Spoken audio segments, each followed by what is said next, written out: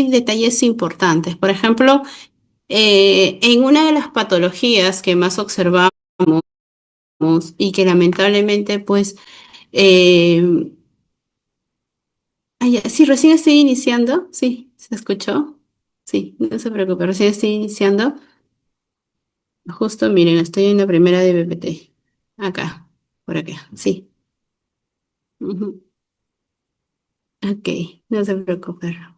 Y bueno, conversábamos respecto a la relevancia. Si bien es cierto, tenemos un esquema de lo que es todo el esquema mínimo de la atención prenatal, hay que tener en cuenta varios factores. Por ejemplo, que la preeclampsia, que es una de las patologías que más observamos dentro de nuestra experticia, pues también vamos a visualizar que nos avisa. Una preeclampsia no aparece de la nada, no aparece, no, nos da señales que a veces no nos damos cuenta. Por ejemplo, muchos estamos esperando el 140-90, ¿no? Y no siempre es así. A veces solo con 120-80 ya nos está dando luces de que esa paciente pues va a desarrollar una preeclampsia. Entonces, no hay que sistematizarnos siempre en que vamos a realizar, ¿no? En que vamos a realizar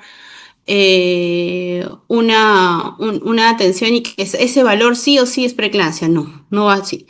Ya vamos a ir observando que hay semanas específicas en las cuales ya tenemos que estar alerta. La presión o tiene que bajar, sobre todo en el segundo trimestre, o mantenerse en el peor de los casos. Pero si yo veo que esa presión se ha elevado, así no haya llegado a 140-90, ya me está indicando pues que es probable que realicemos una preeclampsia. Ahí vamos a ver el signo del rodamiento, vamos a ver todo eso durante la presentación. Entonces, eh, dentro de la normativa 105, que es la que actualmente está vigente, tenemos la anamnesis. La anamnesis nos habla de la primera atención que se da en menos de las 14 semanas. Dentro de lo que es la anamnesis, tenemos que tener datos básicos.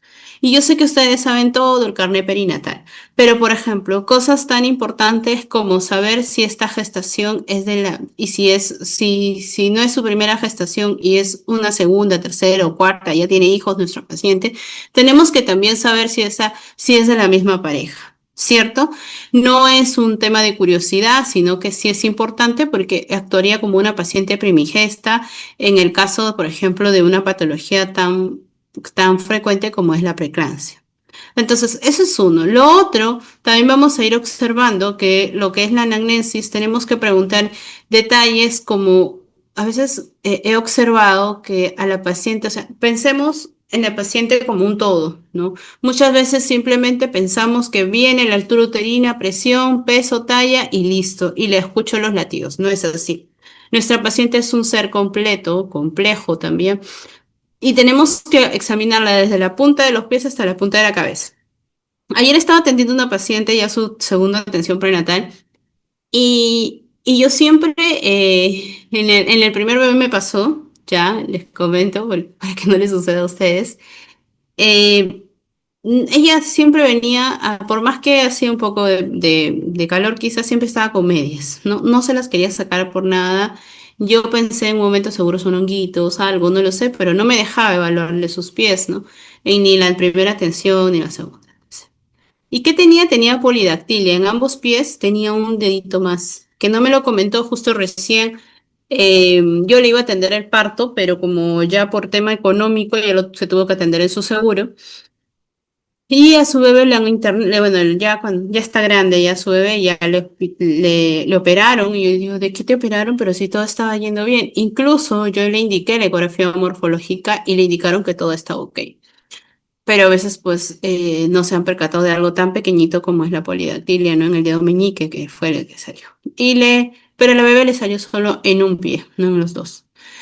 Esos son los detalles, ¿no? ¿Por qué? Porque eso lo heredó de su mamá y su mamá lo tiene en los dos pies. Entonces, qué importante, sí, qué importante es la evaluación. Cosas tan básicas como, ¿tiene relaciones sexuales contra natura? Preguntamos eso dentro de la atención prenatal, a ver si me comentan. Preguntamos la verdad. Digan sí, no, y estamos acá todos para aprender. A ver. Dice yo no, no. Es cierto, ¿no? ¿Por qué? Porque a veces nos sesgamos mucho en lo que tiene nuestra tarjetita y nuestra atención prenatal y no dice si tiene o no tiene relaciones sexuales contra natura, pero sí es un dato importante. ¿Por qué? Porque el paciente, el bebé puede desarrollar una infección o que cuando nazca incluso tenga esté ictérico, ¿no? Le dé taquignia y ni siquiera es una taquignia transitoria del recién nacido, sino es una infección que se dio ya a nivel intrauterino porque la paciente era constantemente le daba infecciones, ¿no? Entonces, ¿por qué las infecciones? Ok, María. Entonces, ¿por qué las infecciones son tan reincidentes? ¿No? Son hábitos. A veces los pacientes dicen, pero yo sigo el tratamiento que usted me dio y no me hace efecto. No, algo está sucediendo. No, el tema de la flora vaginal, el tema de todo esto es bien complejo. He tenido una paciente que acaba de tener su parto eh, y también hemos tenido con ella muchos. Entonces, es que es una situación bien compleja. Yo ya la había programado a ella así una cesárea en la clínica donde yo atiendo los partos y hacemos lo que es instrumentamos también lo que es la cesárea. Pero ella se fue al establecimiento donde le corresponde.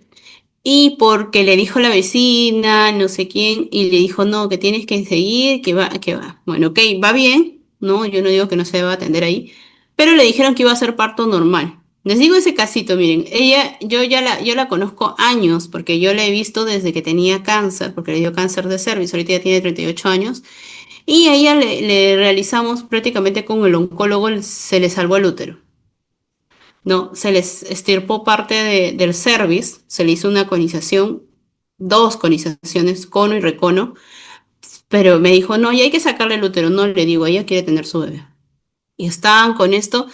Y ustedes saben, pues era un cervix corto y a pesar de eso le indicaron que iba a ser parto vía vaginal, que sí se puede. Y yo le digo, le expliqué la situación, que todo paciente pues es 50% vía vaginal o 50% cesárea, no se sabe, por más que te indiquen, pero en tu caso es un caso especial, ¿no? Sobre todo porque tenía el cervix corto y ya le había mandado reposo en reiteradas ocasiones. ¿Qué había sucedido con esa paciente? Pues le han insistido, le han inducido, ha sufrido 2 días, hasta el tercer día no hubo ni siquiera un cambio cervical, ni siquiera se hablando del cervix. Y bueno, pasó por cesárea, ¿no?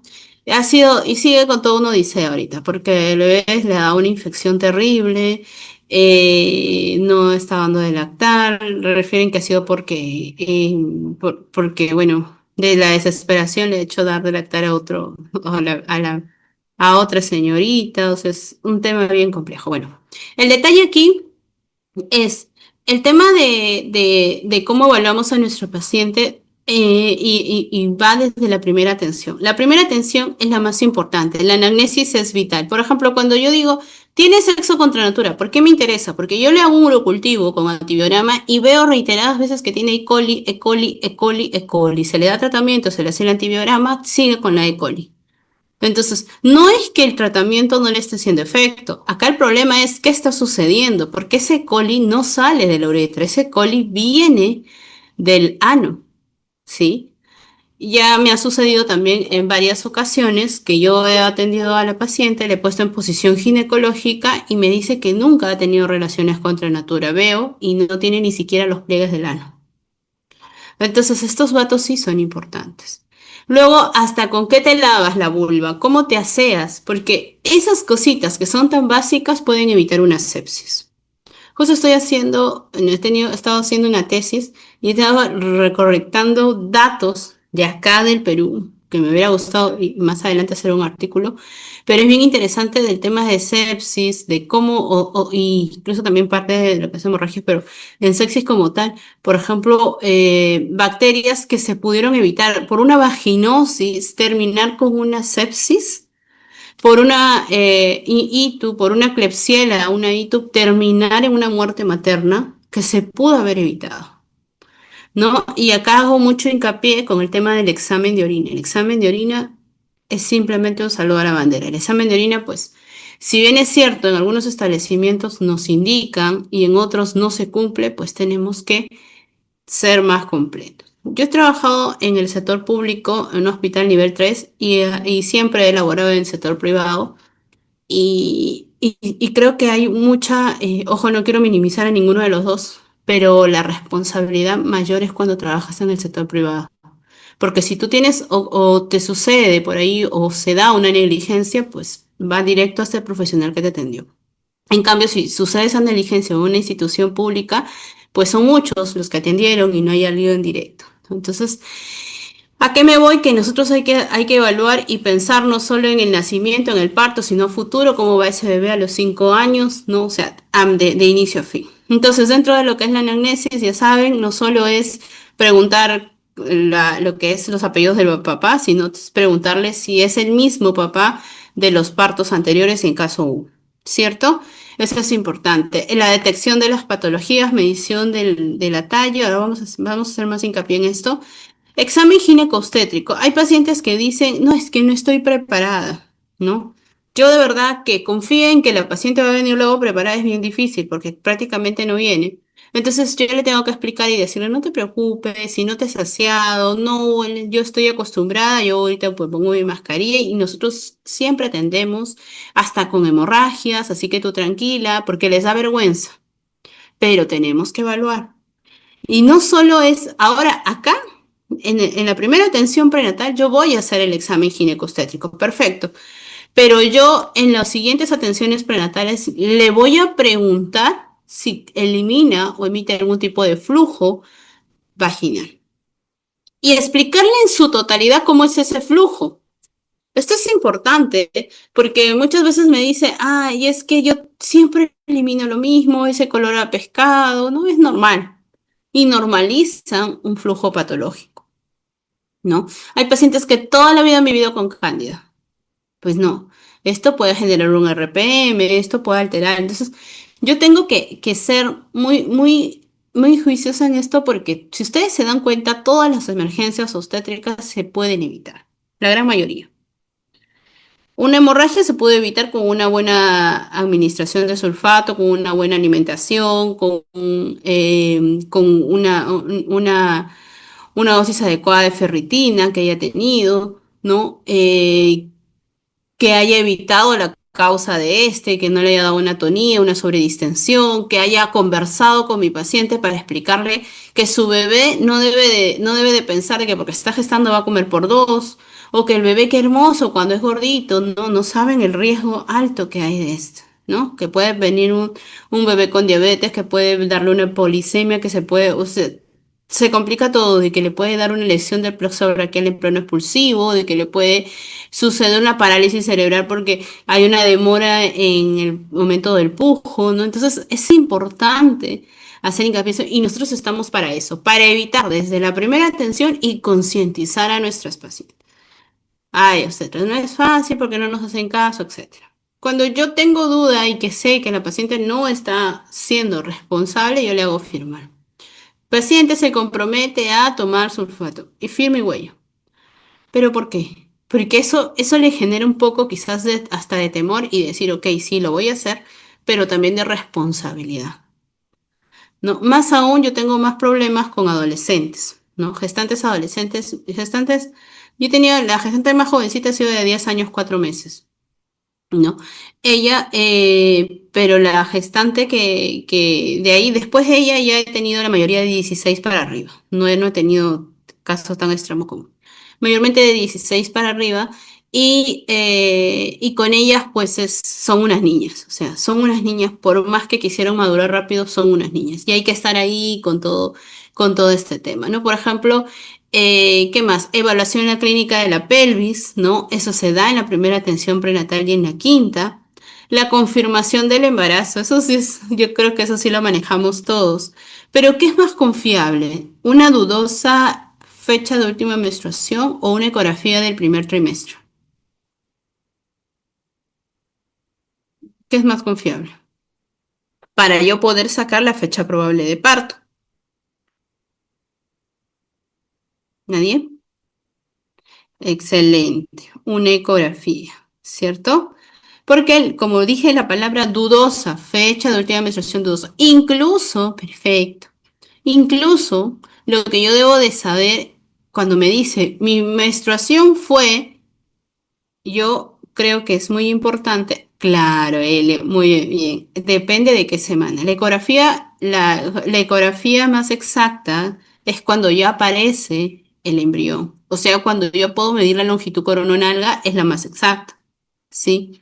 Entonces, eh, ¿qué sucede? ¿Sí? ¿Qué sucede con estas pacientes que vienen a la consulta y me dicen, y yo les pregunto su fecha de última menstruación, cogen su celular y me dicen, ah, yo menstrué este día porque eso yo creo más que la fecha que me lo dice de manera mental. Porque cuando uno anota, se acuerda, uno, ¿cierto? Entonces, si lo anotó, fue pues de una u otra manera responsable, ¿no? Entonces, eso yo creo que es muy importante, ¿no? ¿Por qué? Porque ya tenemos con estos casos, ¿no? Pacientes de dudosa, ¿no? De dudosa, y que por días no tenemos buenos resultados, ¿no? Entonces, esto yo creo que es muy importante, ¿sí? Para poder realizar esto, ¿no? Entonces, acá yo creo que hay que tener en cuenta, ¿qué me dice acá? Si hay una ecografía de 10 semanas y 13 semanas, ¿cuál se toma en cuenta? Ah, ya. Lo que sucede, sí, si nosotros tenemos ambas, tendría que coincidir, eso es lo ideal. Pero una ecografía de 10 semanas, ¿no? Aproximadamente, pues tenemos una precisión aproximada de más o menos 5 o 7 días, ¿cierto? ¿No? Ahí ya se va a ir viendo la variabilidad en cuanto al crecimiento embrionario. Ahora, ¿qué sucede con una de 13 semanas? Con una de 13 semanas, específicamente entre la semana 11 y la semana 13,6, ahí ya se va a ir viendo la variabilidad. Pero una ecografía de 10 semanas, ¿no? Aproximadamente, pues, ya. Lo que sucede, sí, si nosotros tenemos ambas, tendría que coincidir, eso es lo ideal. Pero una ecografía de 10 semanas, ¿no? Aproximadamente, pues tenemos una precisión aproximada de más o menos 5 o 7 días, ¿cierto?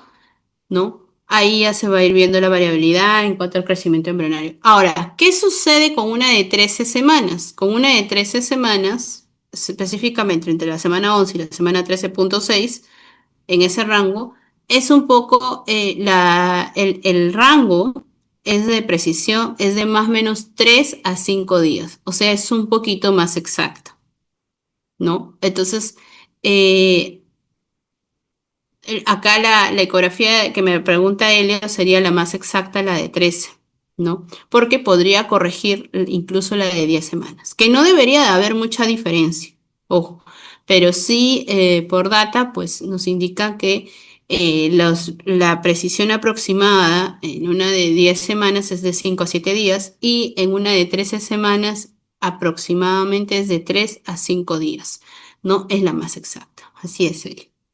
Entonces, yo por eso les digo siempre a mis pacientes, y lo otro, ¿no? No asustarse con el tema de las ecografías, porque todavía dicen, no, mucha ecografía le hace daño al bebé. No, hija, lo que hace daño al bebé es no saber qué está sucediendo con el embrión. Yo haciendo las maniobras de Leopold, yo no puedo detectar una, no sé, una brida amniótica. Yo haciendo las maniobras de Leopold, yo no puedo diagnosticar por ahí una atresia esofágica.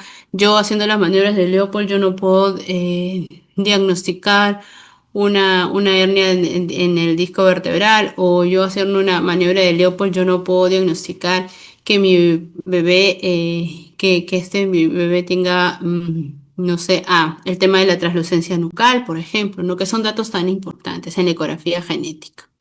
Así es. Si se hace varias, no hay problema, Sofía. Como decía mi profesor Gil, Gil, lo conocerán, él decía, así sea 500 ecografías durante todo su embarazo, no va a suceder absolutamente nada. Acá el problema es que se confunden los pacientes la palabra ecografía con radiografía. Radiografía emite radiación. Entonces, ahí sí, por eso, si nosotros, por ejemplo, y no sé, les quería hacer esa consulta, ¿ustedes hacen teleconsultas actualmente? Porque si yo hago una teleconsulta, yo podría indicarle, por ejemplo, dentro de la teleconsulta que se haga una... Sí, mira, Maribel sí hace. Perfecto. ¿Quién más hace? Marlene no hace. ¿Y cuánto más o menos están cobrando? Teleconsulta. Digan sí, no, algún día, no lo sé, a ver, ¿qué me comenta? Ah, ya, Maribel, ya. No, no, no, lo que sucede lo decía de manera privada. Algún día dice que... Ya, sinceridad. ¿Qué se le llama? Ya. Las teleconsultas se quedaron en la época de pandemia. Sí, no, no se cobra por el SIS. No, no, me refiero a que ustedes lo realicen, porque eso ya es como un seguimiento, ¿cierto? Me refiero a que ustedes hagan teleconsultas por cuenta propia. Por ejemplo, yo sé que acá hay muchos de Minsa y de Salud, y me parece perfecto, pero también como obstetras podemos generar estas teleconsultas como un adicional. ¿Y en qué momento lo hago? Cuando mi paciente y yo tengamos tiempo. Por ejemplo, les tienen un turno muy cansado, vienen en la noche y en la noche puedes hacer tu teleconsulta. Coges tu celular, haces una videollamada y conversas con tu paciente, ¿no? Entonces ahí, el tema del estrés, sí. No, no, no. Es que no está como tal, Marlene, constatado este tema del estrés en los bebés. Un aproximado de cuánto se cobraría. Miren, un aproximado se cobraría mínimo, mínimo, son 20 soles. 20 soles. ¿Cuánto dura una teleconsulta? Es súper rápido. Te puede demorar desde 2 minutos hasta 10 minutos. Pero, ¿por qué tan poquito? Porque hay pacientes que te dicen, por ejemplo, pónganse en el caso, te hacen una teleconsulta y dicen, quiero saber, jovencitas, quiero saber de quién es el papá. ¿Quién es el papá? Yo tuve relaciones esta fecha, tuve relaciones esta fecha con otra persona, tuve relaciones en esta fecha. Y ustedes lo sacan, ya. ¿Cuánto demoró? 2 minutos. Nada más, esa era su duda. Entonces, pero ustedes miran, ay, obstetra, pero tan poquito 20 soles. ¿Qué hago yo con 20 soles? No hago nada, todas las cosas suben. Sí. Pero si tú te pones a hacer mínimo 5 teleconsultas al día, son 100 soles. Por 30 son 3.000 soles. En casa, sin moverte. Porque yo sé que hay muchos que también no pueden porque tienen un horario muy complejo en el trabajo, tienen otro trabajo, o quizás tienen bebés pequeños, no lo sé, entonces, o están a cargo de un adulto mayor. Tantas situaciones que se dan. Entonces, por qué menciono esto? Porque es a veces eh, eh, están mencionando ya que, que muchas veces realizan las consultas, ¿no? Y no están cobrando. Por ejemplo, llama la tía, la prima, la hermana, la vecina, uy, ¿qué hago? ¿Qué tomo? ¿Qué puedo hacer? Y lo dan de manera gratis. Entonces yo creo que siempre hay que valer su esfuerzo. Y no solo el tema económico que hayan invertido en los estudios, sino también el tema de tiempos, porque ahorita están haciendo una inversión de tiempo, ¿no? Y ese tiempo, definitivamente, pues, tiene que ser, ¿no? De una u otra forma válida. ¿No? Entonces, esto, eh, esto es importante, ¿no? Porque si no, qué podemos generar, ¿no? Entonces, esto es importante. Entonces, se puede, sí, ¿cómo lo captas por medio de redes sociales, ¿no? Incluso sin tener un consultorio, porque muchos se desesperan y dicen, pero no tengo consultorio, ¿cómo voy a hacer teleconsulta? Tú no lo vas a hacer teleconsulta en el consultorio, tú lo puedes hacer desde tu casa.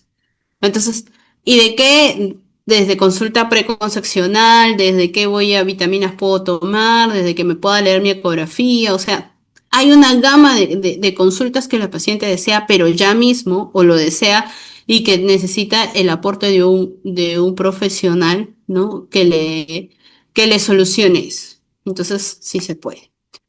De verdad, yo siempre digo, ¿no? Si ustedes hacen un curso, no solo por una constancia, por ejemplo, terminan este curso, tienen una constancia, pues lo postean, ¿no? ¿Por qué? Porque así yo voy ganando pacientes y dando credibilidad de que yo me estoy capacitando, de que yo me estoy actualizando. Oye, mira, tal obstetra para estudiando, así como posteamos fiestas, viajes, no lo sé, también hay que postear cosas para qué, porque es un tema de marca personal y eso es importante.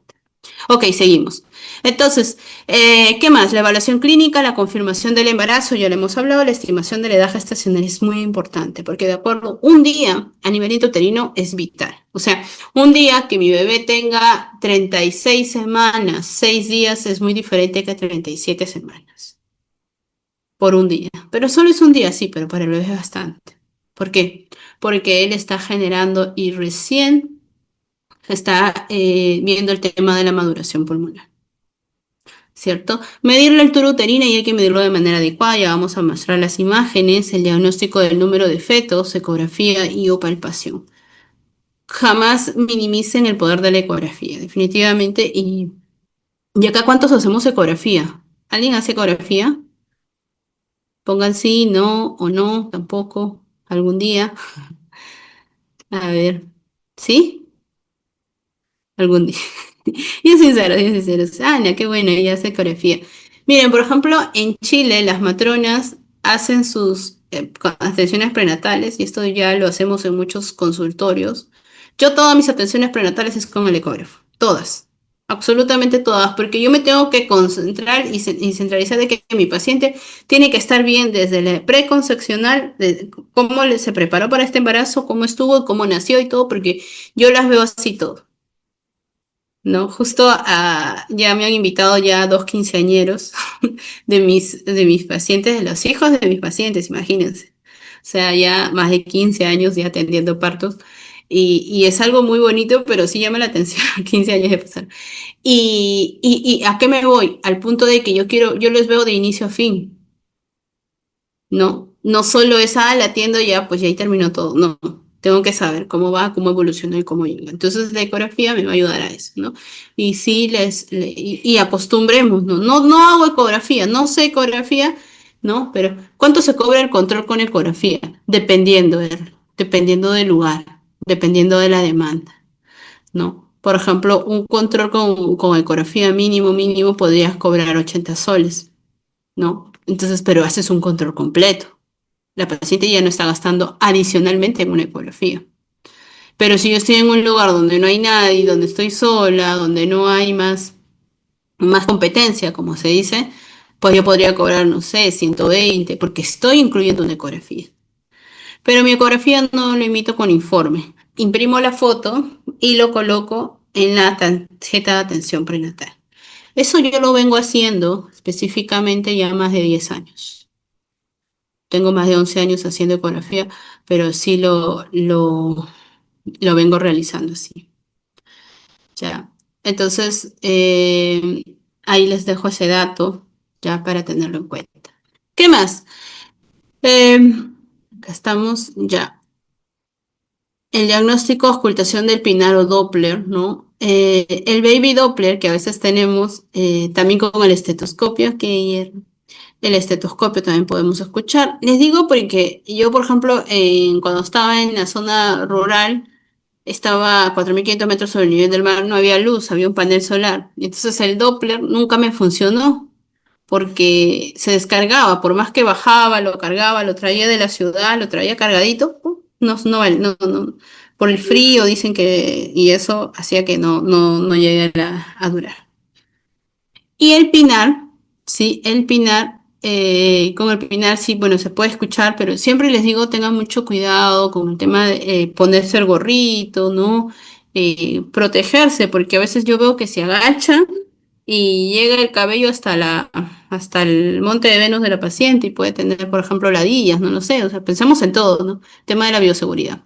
¿Qué más? La evaluación clínica del volumen de líquido amniótico, el diagnóstico de presentación, situación, la evaluación del estado nutricional. Qué importante es esto y esto se ve hasta en el cabello, si está quebradizo, si está rojizo, cómo se está nutriendo. Preguntarle un día cómo es su alimentación. No somos nutricionistas, pero sí tenemos las bases para poder realizar esta evaluación, ¿no?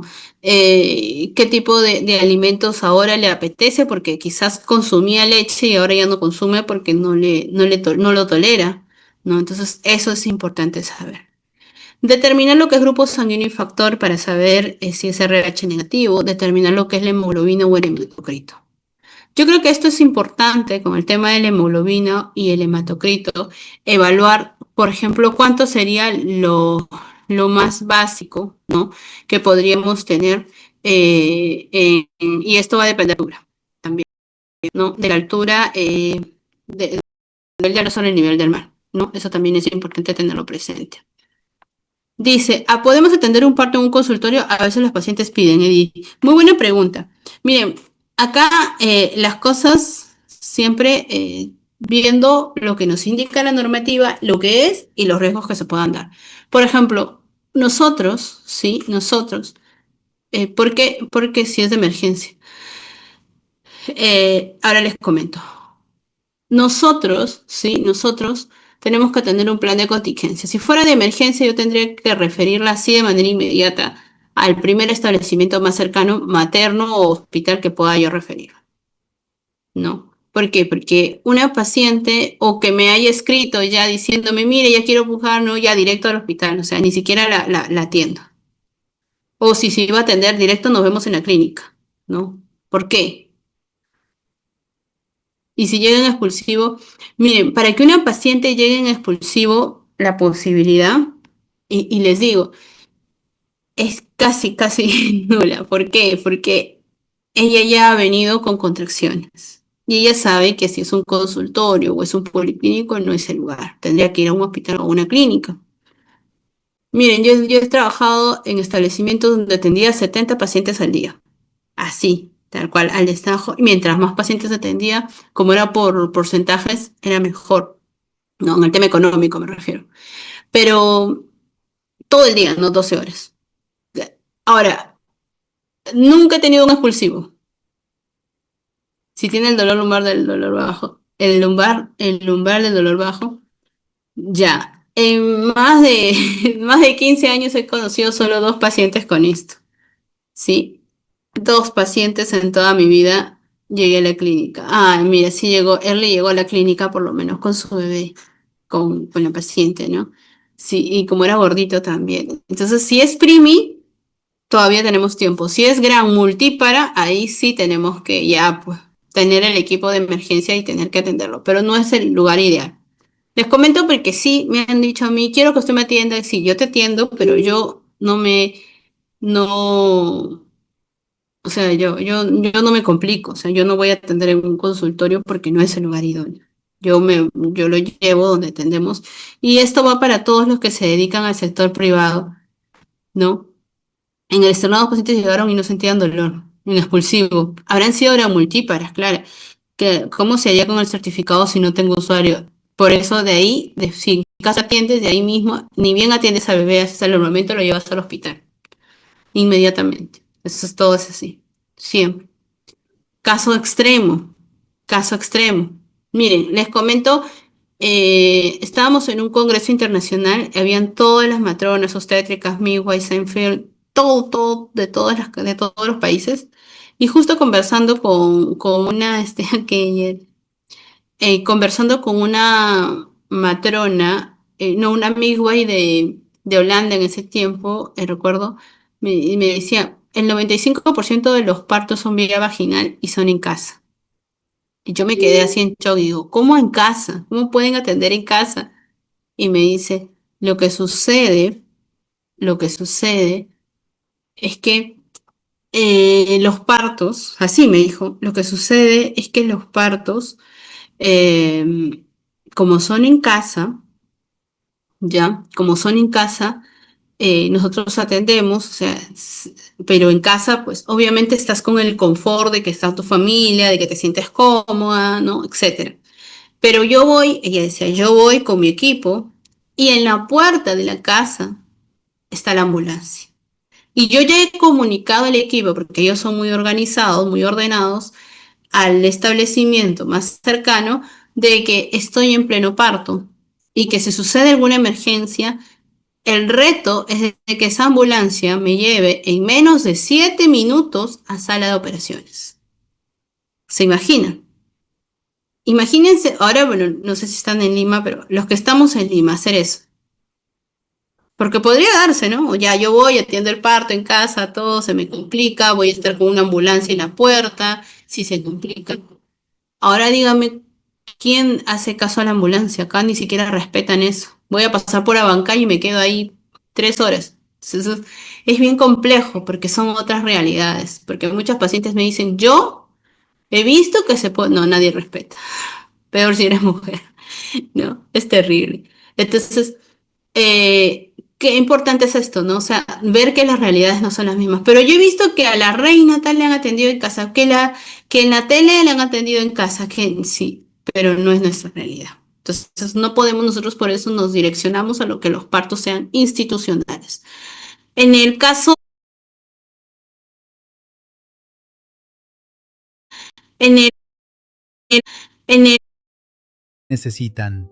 No porque no quieran cuidarse, sino porque nadie les explicó que las reglas cambiaron después de la menopausia. Y aquí viene lo que más me preocupa. Muchas de ellas creen que sí están comiendo bien. Fruta en el desayuno, ensalada en la comida. porque ellos son muy organizados, muy ordenados, al establecimiento más cercano de que estoy en pleno parto y que si sucede alguna emergencia, el reto es de que esa ambulancia me lleve en menos de 7 minutos a sala de operaciones. ¿Se imaginan? Imagínense, ahora, bueno, no sé si están en Lima, pero los que estamos en Lima, hacer eso. Porque podría darse, ¿no? Ya yo voy, atiendo el parto en casa, todo se me complica, voy a estar con una ambulancia en la puerta, si se complica. Ahora dígame, ¿quién hace caso a la ambulancia? Acá ni siquiera respetan eso. Voy a pasar por Abancay y me quedo ahí 3 horas. Entonces, es bien complejo porque son otras realidades. Porque muchos pacientes me dicen, yo he visto que se puede... No, nadie respeta. Peor si eres mujer. No, es terrible. Entonces, qué importante es esto, ¿no? O sea, ver que las realidades no son las mismas. Pero yo he visto que a la reina tal le han atendido en casa, que en la tele le han atendido en casa, que sí, pero no es nuestra realidad. Entonces, no podemos nosotros por eso nos direccionamos a lo que los partos sean institucionales. En el caso, tratar de que sea lo más el tema de la interculturalidad, pero también que el parto sea este momento, un momento sublime, ¿no? Por ejemplo, en mi caso, yo a todos mis pacientes, tanto en parto como en cesárea, ellos entran. Sus parejas, si hay pareja, caso extremo, no hay pareja, la mamá. Entonces se siente confort, se siente tranquila, ella está en hospitalización. Entonces les dejo ese dato. Ustedes, si tienen consultorio o están haciendo atención a domicilio, pueden alquilar clínica abierta, así se llama, ¿ya? Como clínica abierta. Voy a una clínica que esté cerca al lugar donde yo estoy atendiendo y converso con el dueño, con la dueña y le digo, quiero que me alquile clínica, así se llama, clínica abierta, su sala de partos o su sala de operaciones. Entonces, es lo que yo hago, yo alquilo y me dan todo, me dan sala de partos, hospitalización, me dan, yo no me hago problema ni siquiera por los medicamentos porque me dan todo el paquete completo. Obviamente, pues yo sí lo atiendo. También me prestan si hay pediatra ahí, o si yo quiero llevar a un pediatra, si yo quiero llevar a mi anestesiólogo, no si fuera en caso de cesárea. Entonces, es bien organizado, pero eso se hace en casi la mayoría de las clínicas, ¿no? Eso es una idea. Y bueno, y por partos y cesáreas, obviamente sí se gana muy bien, ¿no? Para poder realizar, ¿no? Entonces, eso es eso. No nos vayamos y no nos inclinemos a arriesgarnos a atender en casa. No, eso sí, por favor, no lo hagan. Porque, mire, Erly nos cuenta una anécdota. Dice, que me pasó el domingo. Yo atiendo partos en una clínica cercana al consultorio y siempre llevo a mis pacientes para ir de frente a sala. Y el domingo, de casualidad, estuvo un ginecólogo y dijo que la clínica es nivel 2 y la obstetra no atiende partos. Si yo hago lo mismo desde hace tiempo. Qué bueno, Erly. En realidad, bueno, sí, ¿no? Pero es raro, ¿no? O sea, no raro, perdón. Siempre existe, pues, un poquito de celo profesional. Pero cuando se trabaja así en el tema de privado, se tiene una muy buena relación con los ginecólogos, porque de una u otra forma nosotros estamos trabajando de manera conjunta y yo le pago, por ejemplo, si es una cesárea, yo le pago al ginecólogo y obviamente mientras más cesáreas yo tenga con él, ¿no? Hacemos un lazo más en el tema de trabajo mayor. Entonces, pero más, eso yo más lo veo en el sector público, que nos limitan más. En el sector privado menos, pero sí a Early le ha pasado, claro que sí, siempre va a haber el celo profesional. Pero sí estamos en toda la capacidad de atender un parto. Ahora, si este parto pues se nos complica y si yo lo estoy llevando a la clínica es porque obviamente cualquier complicación al costado de esta sala de operaciones, inmediatamente pues pasa cesárea y ya tengo advertido, ya que está. Fue una sorpresa para mí porque siempre llevo ahí y claro, yo tengo mi ginecólogo de confianza. Claro, ya ve. Él también ya tiene su ginecólogo de confianza y con él trabaja. Pero sí, a veces pues se da esto, ¿no? Un poquito de celo profesional. Pero bueno, pues no podemos caerles bien a un ginecólogo, ¿no? Claro. No podemos caerle bien a todos, ¿no? Como dicen, no somos monedita de oro, pero ¿qué podemos hacer? Pero sí, pues no, sí se puede hacer eso. Yo les invito a hacer eso, ¿no? A poder captar usuarios, captar pacientes y también hacer sus atenciones prenatales. E incluso también alquilan consultorios para atención prenatal. Te quedas con tu paciente, le alquilas a Early, por ejemplo, su consultorio. ¿Cuánto les alquilan? Yo he escuchado que alquilan de 10 a 15 soles. El espacio de 20 minutos, media hora y ya, y listo. Porque no nos hagamos problemas o no nos desesperemos por tener un consultorio para hacer residencia. Ay, sí, Verónica. Sí, existen esos profesionales, definitivamente. No le tienen tirre al guinda. Pero bueno, pues ahí vamos. ¿Qué más? Luego el urocultivo o examen de orina. Ni siquiera es una similitud. El examen de orina es un examen muy básico en el cual pues no te puede diagnosticar una bacteriuria sintomática. Así que sí o sí yo, miren, incluso antes de pedirle todo el perfil prenatal, yo lo que le solicito es un urocultivo sí o sí. Si la paciente no le alcanza para todos los exámenes, hazte un urocultivo ahora mismo, porque necesito descartar y obviamente ya queda pendiente hacerse toda la batería de exámenes. Lo digo porque como en el área privada es un tema de costos, hay que ir viendo eso. Pero ¿por qué es tan importante? Porque el urocultivo me va a diagnosticar cómo inicia esta gestación, si esta paciente va a estar en riesgo o si va a poder disfrutar su embarazo. Porque es desesperante saber que las pacientes, eh, ¿no? Que saber que las pacientes pues están con todo esto. ¿No? ¿Qué más? De todas maneras, así es, Serly, sí o sí, o sea, ni siquiera lo piensen. Si en su batería de exámenes no ingresa lo que es el urocultivo, no se preocupen. Ustedes lo que van a hacer es indicarle de manera particular, adicional, ¿sí? ¿Cuánto está un urocultivo? Un urocultivo está bien asequible, ¿no? Mínimo estará a 60 soles, ¿no? Entonces la paciente y cuando me dicen, no es que no tengo dinero, de verdad yo ya no les creo. Yo ya no les creo a las pacientes porque yo he trabajado en sitios paupérrimos donde ni siquiera habían para los yanques del bebé, de los bebés, estaban pero completamente desaliñados todos.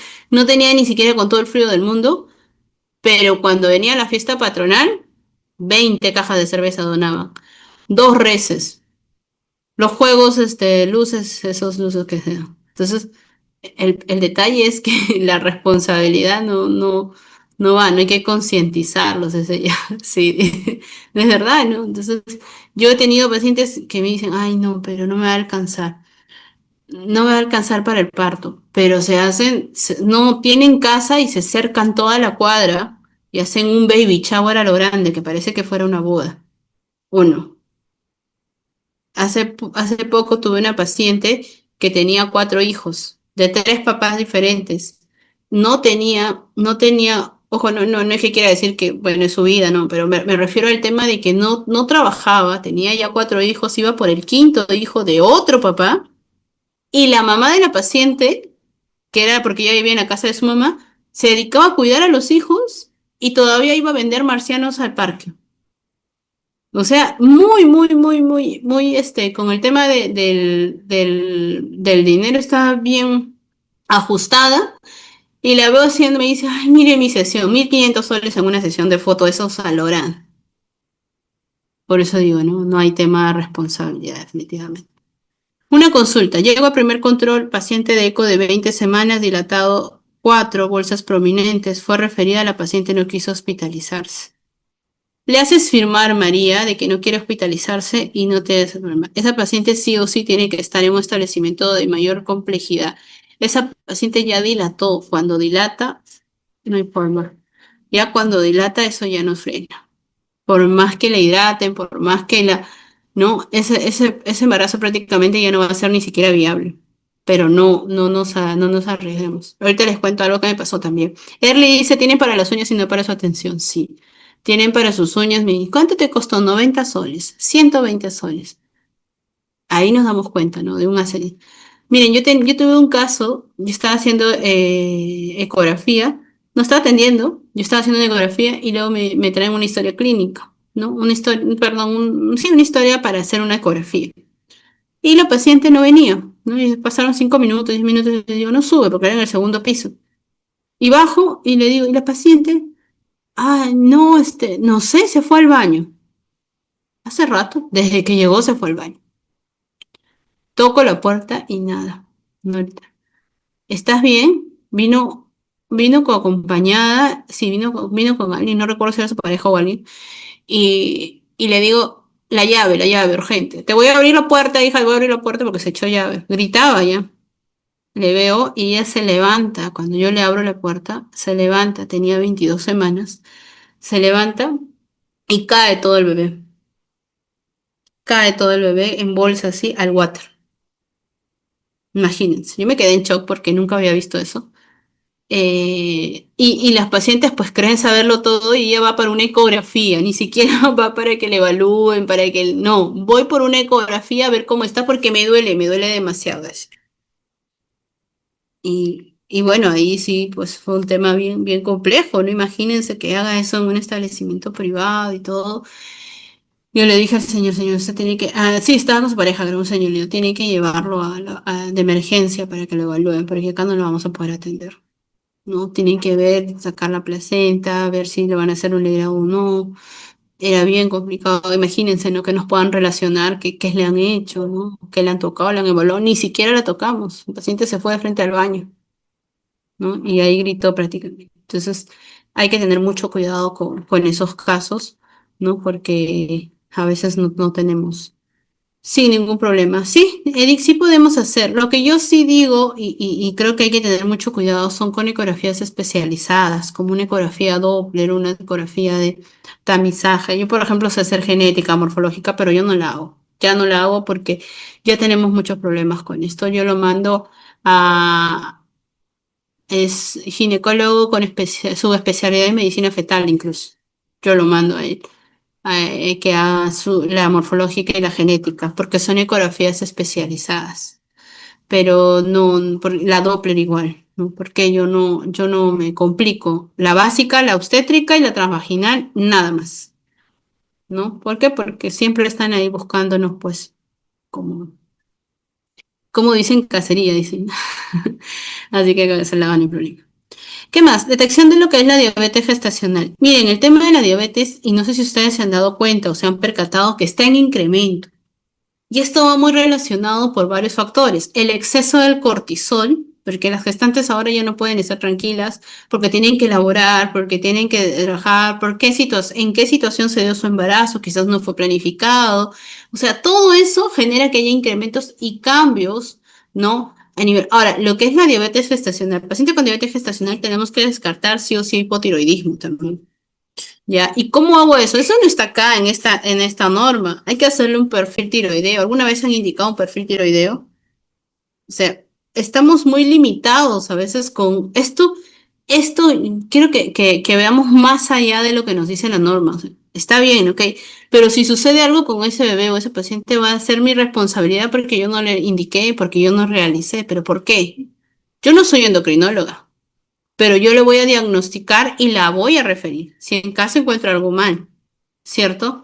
Eso es importante, así es, ¿no? Entonces, ahora cada vez hay más diabetes gestacional por varios factores. Mujeres añosas, se está viendo que es muy frecuente esto.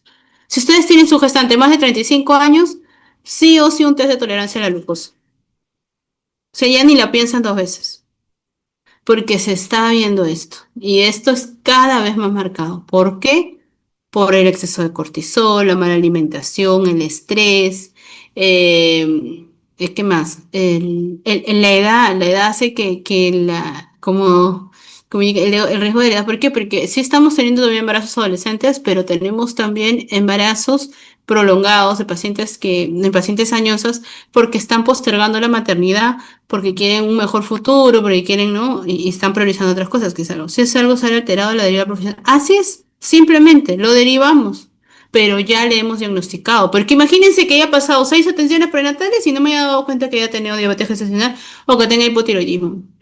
Y ahí les quería comentar, en el tema del hipotiroidismo, pacientes, miren, en el 2015 al 2025, 2020, fueron 5 años de estudio en la clínica San Cayetano Heredia, donde habían indicado a 1.500 mujeres, 1.500 mujeres gestantes, miren, mujeres de acá, porque ustedes pueden leer 1.000 papers y todos son que Estados Unidos, que España, que Suecia, o sea, Canadá, todo, pero no son mujeres así como dicen de aquí.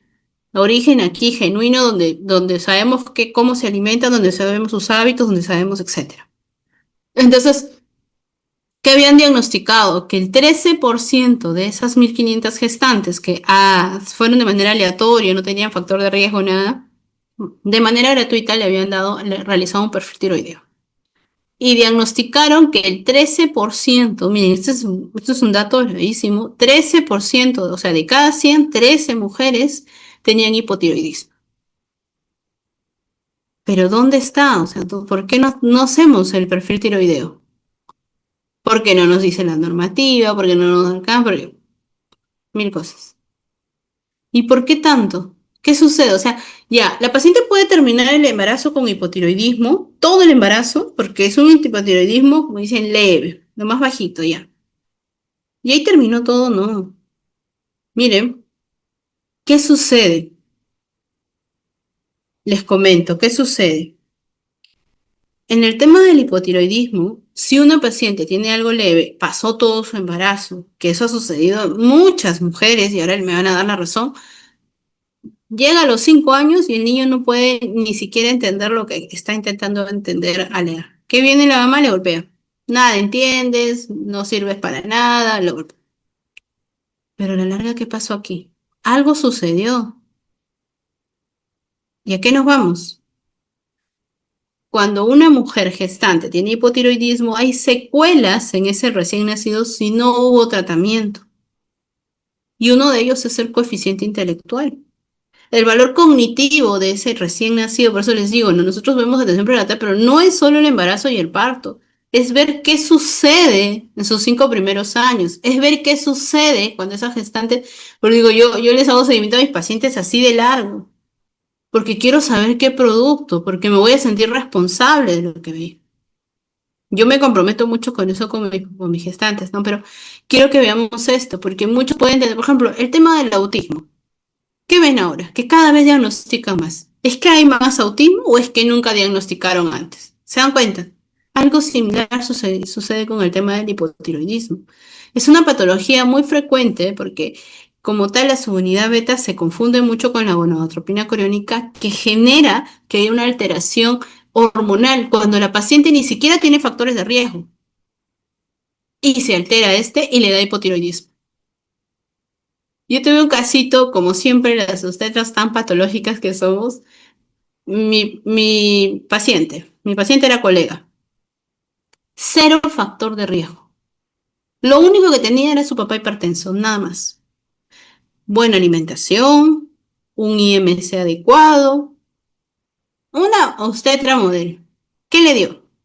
Le dio pielonefritis, le dio hipotiroidismo, le dio hiperemesis gravídica, se le infectó la herida, le digo, ¿qué más no te ha dado? Diabetes gestacional, insulino dependiente, todo, todas las hormonas se le alteraron. Entonces, nuestra gestante, querramos o no, a veces es una caja de sorpresas. Y para eso, pues tenemos que hacer los exámenes. Ningún examen tuvimos que subestimar o decir, ay, pero ¿qué es un gasto más, no? Yo le digo, yo he tenido pacientes de Estados Unidos, ahorita solo tengo dos, pero así siempre, ¿no? Y cuando yo las evalúo, ¿no? Porque muchas han sido de acá de Perú, que han estado allá, y otras que capté por las redes sociales.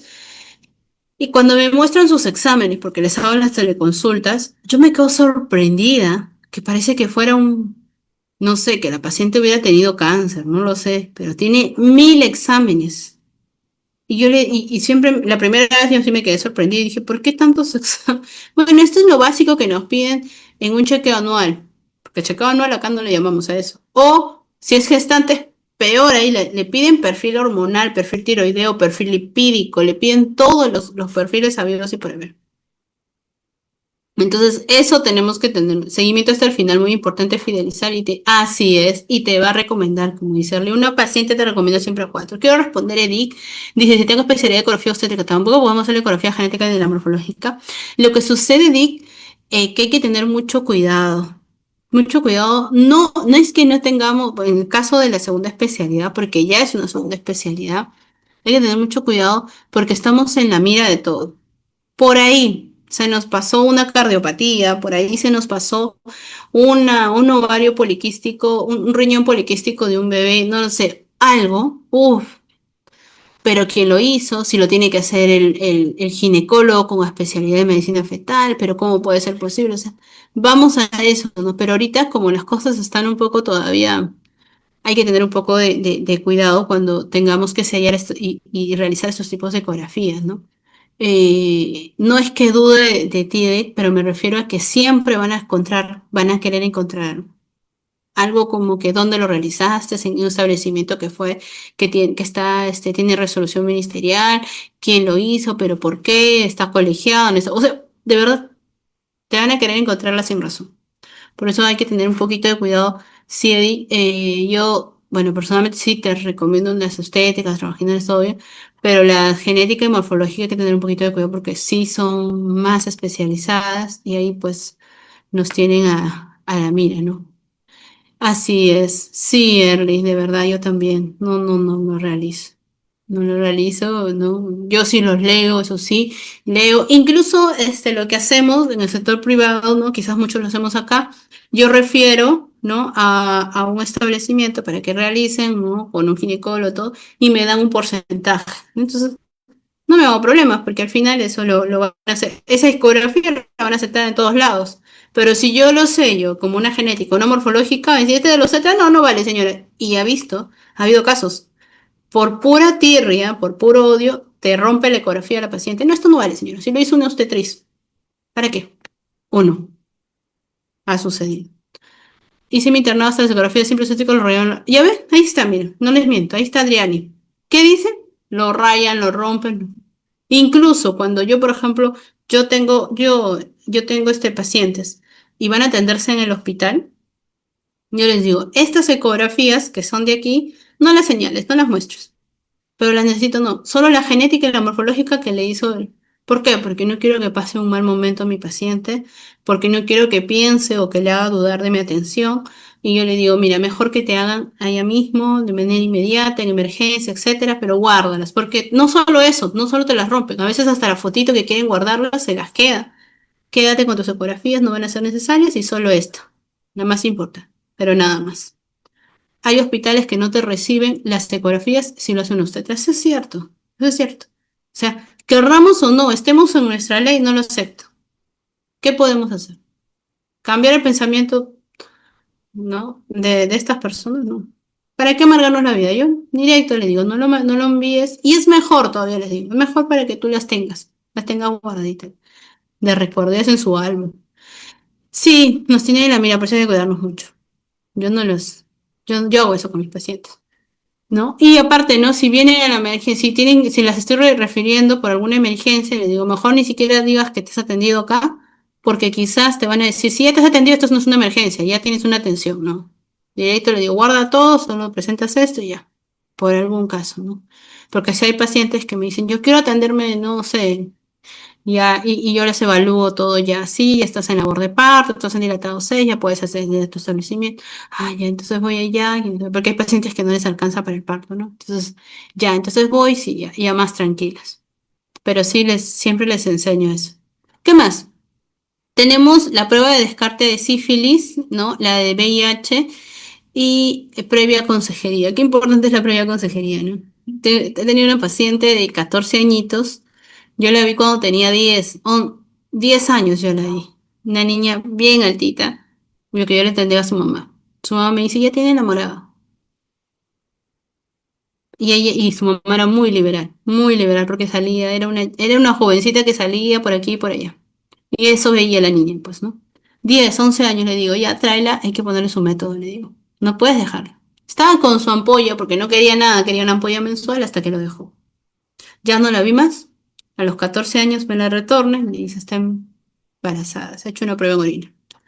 Ya tranquila, llorando, gritándola, todo. ¿Ya para qué? Ya está hecho las cosas, hay que buscar soluciones. Tranquila, vamos a ver. Vamos a hacerte una ecografía. Ya. Y le muestro, y las dos llorando, porque se veía, tenía 10 semanas y se veía hermoso el fetito ahí, todo lo operando. Le digo, mira qué hermoso, ya, tranquila. Se les había pasado un poco. Ya vamos a hacerte el perfil prenatal. Ya, por ejemplo, en el tema de laboratorio también, eso también les quiero recomendar. Yo, por ejemplo, con el tema de laboratorios tampoco me hago problema. Yo no hago pruebas rápidas en mi consultorio. Yo no tengo un microscopio y comienzo a hacer, no hago nada de eso. ¿Por qué? Porque es bien riesgoso. Pueden decirte, ¿por qué tú estás si tú no eres laboratorista, no eres bióloga, no eres patóloga? ¿Por qué estás haciendo eso? Entonces, yo tomo las muestras, sí, y las mando a mi laboratorio. Me trajo el resultado, ¿qué creen? VIH positivo. La niña de 14 años. A hablar con ella, a conversar. Ya pasaron ya varios años, ya tiene 19 y ahora y era algo, ¿no? Que ella, gracias a Dios el bebé no le dio VIH porque fue inmediato, inició tarde todo. Y ahora ya pasaron 5 años y me dice, solo hay dos personas que saben que yo tengo VIH, mi mamá y usted. Y luego me trajeron una referida, una tía. Por favor, no le vaya a decir que yo tengo VIH porque yo vivimos en su casa y no puede saber. Esto es completamente confidencial. ¿A partir de cuántos años se puede utilizar el método anticonceptivo? Dice ID. Dice, ya, el método anticonceptivo se puede usar desde que inicia relaciones sexuales, desde esa edad. Este niño inició desde los 10, ya tenía enamorado, a los 11 ya estaba iniciando relaciones, fue cuando le dije a su mamá, tráela para iniciar el método anticonceptivo. Y desde ahí ya iniciamos, sin temor. Acá el riesgo es que salga gestando. Imagínense que hubiera salido gestando a los 11 años, hubiera sido más complicado. Salió a los 14 y lo más grave que sale de este joven, no sabía, también estaba dudando exactamente en qué momento se infectó, porque puede ser que antes, con sus primeros enamorados, o ahora con esta nueva pareja. Era bien complejo. Al final ella lo crió sola a su bebé. Parece que fue la nueva pareja porque le dijo. No, no le dijo, le dijo, hazte exámenes, quiero que te hagas exámenes porque estoy gestando. Y le dijo, salió positivo. Y ella nunca le dijo que ella tenía también VIH. Ella se desligó totalmente y se hizo a cargo ella y su mamá del bebé, nadie más. Por eso les digo, nadie sabe que tiene VIH, solo su mamá, yo y ahora ustedes. No, bueno, ustedes no saben quién, qué paciente es. Pero les comento, ¿no? Este casito fue bien delicado, ¿no? Fue bien delicado porque la niña pues tenía 14 años, que asimile, que sepa que tenía que tomar otarga, que todo lo que había pasado y tuvo que madurar rápido para ser mamá, todo esto. Entonces es importante. La vacuna antitetánica, lo ideal siempre sería que sea antes del embarazo. Siempre les digo a las pacientes, te estás preparando en la consejería preconcepcional. Ahorita el tema es atención prenatal, pero damos consejería preconcepcional. La consejería preconcepcional no es solo es hacerle un examen para ver si está bien o no. No, la consejería preconcepcional es todo. Es indicarle desde que se haga un PAP, desde que se haga de que se hagan sus vacunas, porque es 1000 veces mejor hacerse un Papa Nicolau antes del embarazo. Por ejemplo, se lo hizo en enero y salió embarazada en mayo, ese Papa Nicolau es válido. Se lo hizo en febrero y salió embarazada en noviembre, ese Papa Nicolau es válido. Entonces, 1000 veces es antes de. Por eso lo hacemos en lo que es la consejería preconcepcional. ¿No? Dice Amparo Di Paz. Tengo una paciente de 17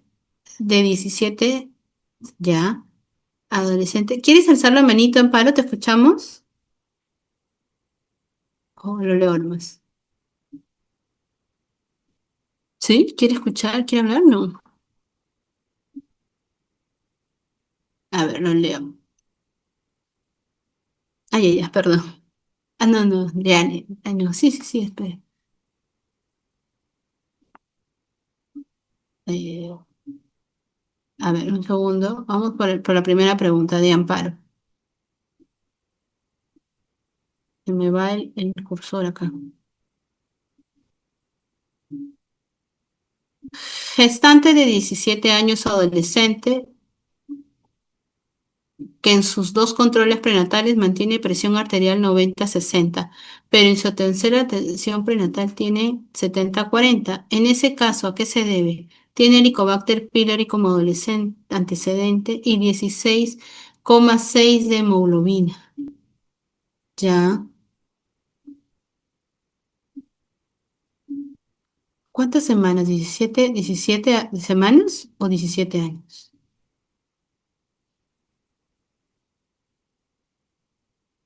Ay, perdón. Uy, se me fue. Se me fue el cursor. A ver, sí, esa es la pregunta, ¿no?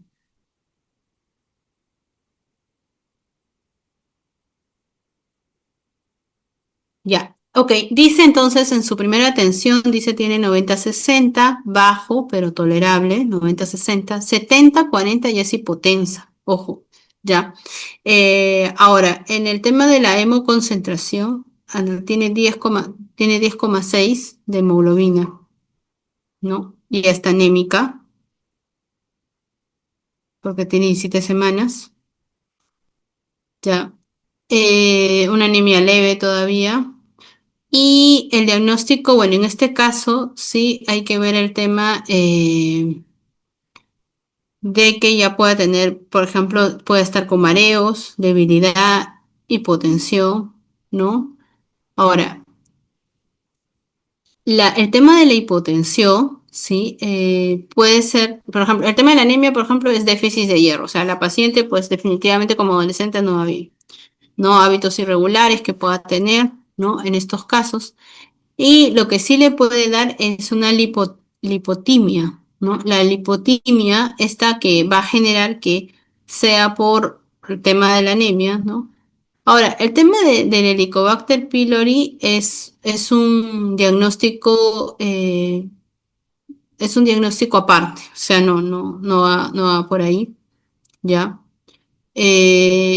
Acá hay que ver, tomar bien el tema de la presión arterial, eso es cierto. Si tiene mareo o si hay palidez, también la frecuencia cardíaca en cuanto está, para ver si es. Y hay que colocarla siempre, ¿no? En decúbito lateral izquierdo, porque tiene 17 semanas todavía, ¿no? Hidratarla siempre y hay que controlar bien el tema de la hemoglobina, ¿no? Entonces, acá hablamos de una gestante adolescente que tiene una anemia gestacional y pueda tener en estos casos un poquito más en el tema de la presión que sí nos preocupa mucho que tenga 70-40. No sé si tú le has tomado o alguien más porque eso es lo que más nos preocupa ahí.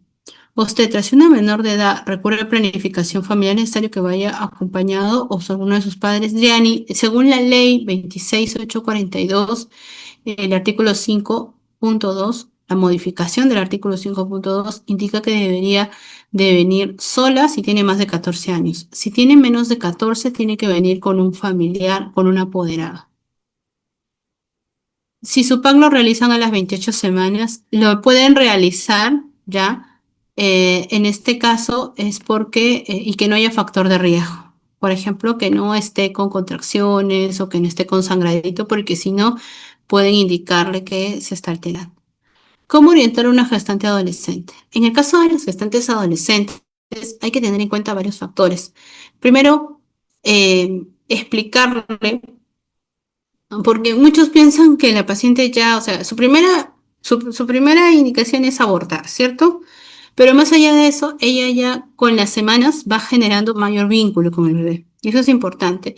Tratar de que haga estimulación prenatal es vital. De verdad, porque ayuda mucho a concientizar a esa gestante. No es fácil, más aún si no tiene apoyo. También, así como el caso que les he mencionado, estaba por lo menos la mamá, pero también he tenido gestantes que estaban solas, ¿no? No habían familiares porque eran de provincia. Y solo estaba, por ejemplo, hace unos meses me tocó una adolescente, ella sí le atendí su parto vía vaginal, 16 añitos, su esposo y su mamá vino de Cajamarca después de tiempo y tenía, también me dice, "Ay, igual, yo pensé que era su hermana. 16 años yo también tuve a mi bebé. O sea, era como que señora, y la felicita, le iba a decir, ¿no? Pero les digo, o sea, es eso, ¿no? Y ahora, las niñas, digo yo siempre niñas, maduran más rápido, maduran más rápido. Entonces esto es importante. En mi experiencia veo varias pacientes con 80-50.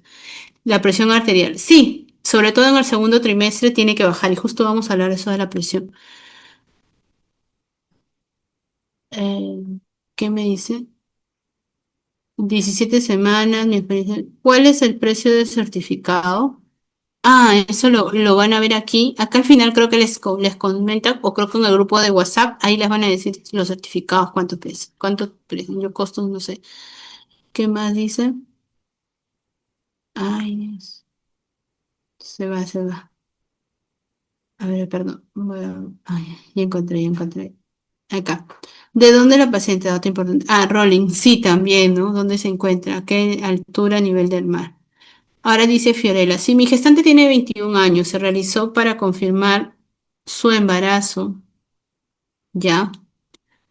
A ver, sí, sí. Ay, se me murió otra vez.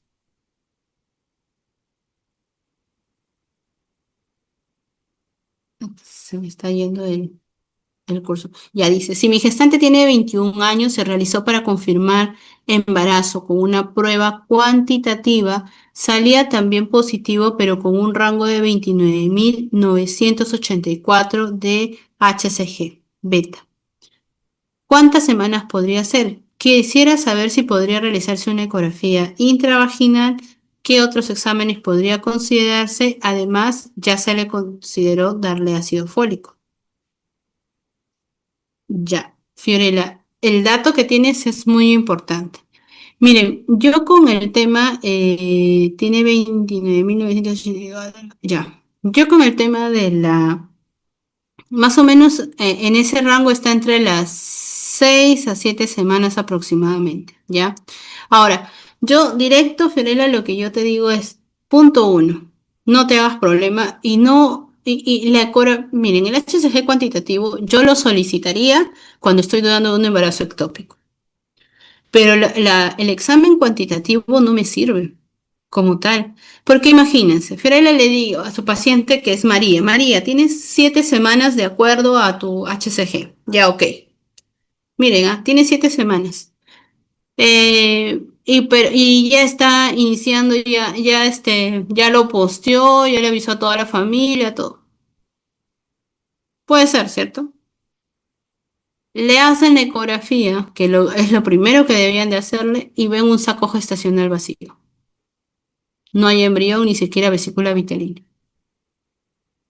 Entonces, por eso es importante, y por eso les digo, la importancia de la ecografía, ¿no? Acá vital, yo cuantitativo nunca pido, al menos que te estés sospechando de un embarazo, porque lo mejor es la vista, visualizar si en realidad hay embrión, si hay latidos, si todo está bien. ¿Qué más dice? ¿Qué otros exámenes podría considerar? El hemograma, no solo hemoglobina, ¿ya? No solo hemoglobina, hematocrito, sino hemograma. El hemograma es importante porque ahí veo el nivel de glucositos, si hay una infección. Puede haber una faringoamidalitis, puede haber una,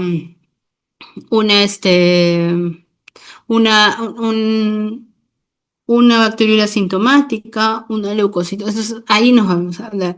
¿Qué más grupo sanguíneo? Factor, glucosa, el examen de orina con el urocultivo, VIH, sífilis, ¿no? Hepatitis B, ¿no? Esos son los exámenes básicos. Y si pudiera por ahí, su perfil tiroideo, ¿no? Eso sí. ¿Qué más le daría? El ácido fólico va bien, ya todos los días, a la misma hora. Y en este caso, no, hemoglobina no va bien. Ujú. Entonces esto es importante, ¿no? No se desesperen por solicitarle un cuantitativo. Dicen, mejor le pido un cuantitativo. Aparte que es más costoso, demora, que eso mejor lo invierten en una ecografía para ver cómo va el embrión. Imagínense que sean dos embriones, que sean embrionados, que sea un embarazo frustro. O sea, todo eso se va a ver por la ecografía. No hay vuelta atrás. ¿Hasta cuántas semanas se puede realizar el PAP? Ya. Lo que sucede, Esther, indican que si llegó incluso en su primera atención prenatal, sí podría, y es de manera tardía, sí podría realizarle el PAP.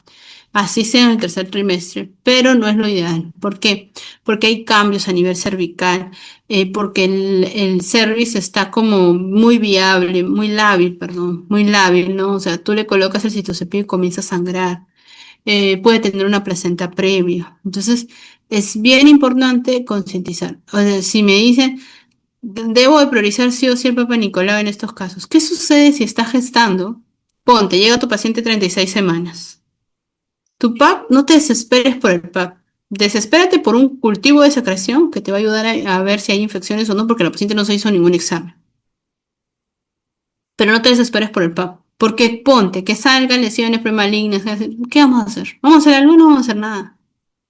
Tiene que terminar el parto para recién poder hacer, ¿no? O pasarlo con el oncólogo. Ahí está, mira, ahí están dando la información del certificado que me estaban solicitando. Les quería comentar, tenemos 10 minutos de receso. ¿Les parece si lo hacemos al final para seguir avanzando?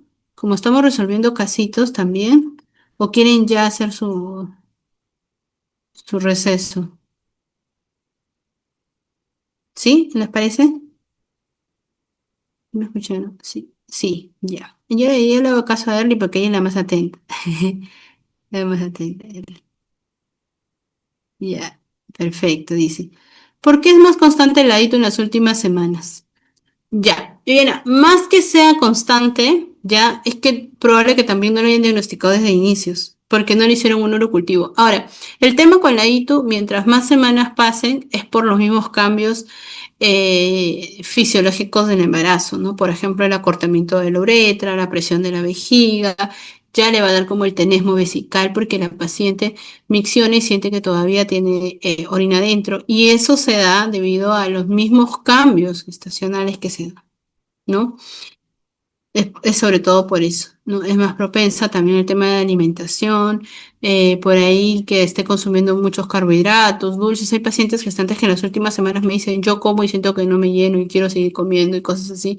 También, ¿no? Altera la flora vaginal, ¿no? A estas semanas hay más calor, hay mayor temperatura en la flora vaginal y es más propensa a que las bacterias pues, puedan multiplicarse o por ahí honguitos y todo. Así es, como dice Early, es 1000 veces mejor una ecografía transvaginal. No se hagan problemas con la cuantitativa, que los valores, que esto no. Acá quieres ver, ¿no? ¿Qué haces? Como le digo, ¿qué haces sabiendo cuántas semanas podría tener si ni siquiera sabes si hay embrión o no, si hay latidos o no, si es uno, si son dos, si son tres? Eso es importante. Y parece así, ¿no? Es extremo. Ay, pero ¿cómo va a ser uno? ¿Cómo va a ser dos? Eso no se da siempre. Sí se da, y ustedes lo saben.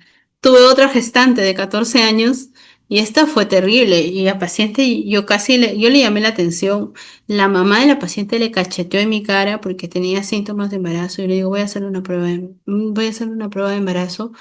Y me dijo, ¿cómo vas a pensar eso de mi hija, señora? Coméntale. Y ella me dijo, sí, mamá, yo ya inicié y ¡plá! Le dio una cachetada.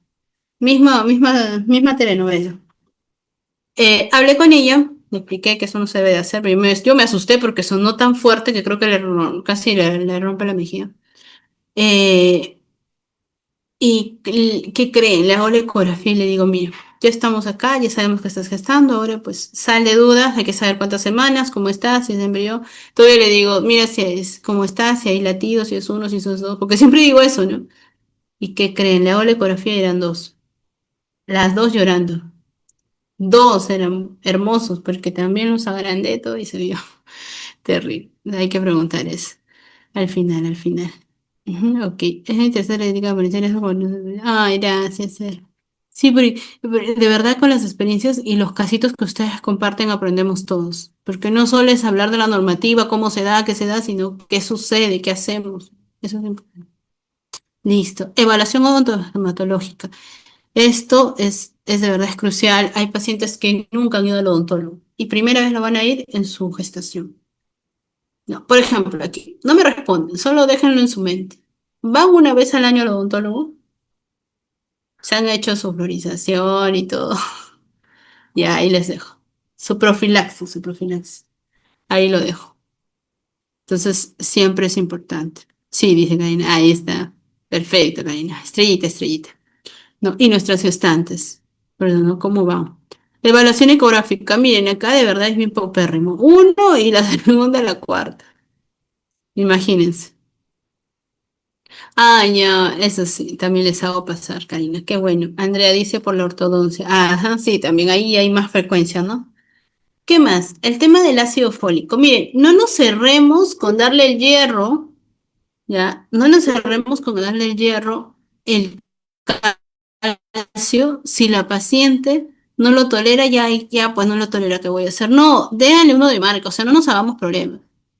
No lo toleras, no, ya vas a gastar un poquito, hija, pero vas a tomarte esta vitamina que es más completa, que, ay, pero tiene un costo. No, pues no va a caer del cielo, tienes que gastar, estás gestando. O sea, hay responsable a la paciente, a la mamá, perdón, a la pareja, si hay pareja, ¿no?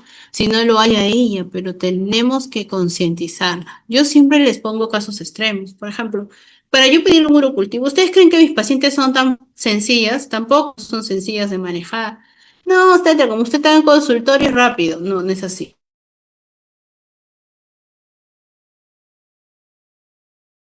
Yo agarro mi laptop, yo tengo un PPT de los efectos, miren, así se llama, efectos de la infección urinaria en gestante. Yo no le voy a presentar a mi gestante unos PPT, la fisiopatología, no. Directo, imágenes, puras imágenes. ¿Y saben qué les pongo? Miren, el urocultivo sirve para esto. El examen de orina no te va a diagnosticar todas las patologías. Necesitamos descartar lo que es una bacteria sintomática. Y con esto, y yo les muestro ahí, mira, si tú no te el urocultivo, ¿sí? Si tú no te realizas el urocultivo, ¿qué va a suceder? Puedes tener una bacteria sintomática, tu bebé le puede dar se vuelve ictérico, le da una sepsis, se puede morir, mira, y todas las imágenes. ¿Y que todo eso por un examen? Sí. Y ya cuando ¿por qué? Porque hay pacientes, por ejemplo, y digo, ¿qué sucede si tú tienes un parto normal, vaginal hermoso, tu bebé ahí y tu bebé se queda internado? Porque ya le dio una infección y eso fue, y el bebé no se le puede dar un jarabe, al bebé se le tiene vas a ver a tu bebé con todas las vías en los brazos en una incubadora que le están pasando sus antibióticos y el antibiótico no lo van a dar por un día, 2 días, se va a quedar internado 7 días o quizás 14 días, dependiendo.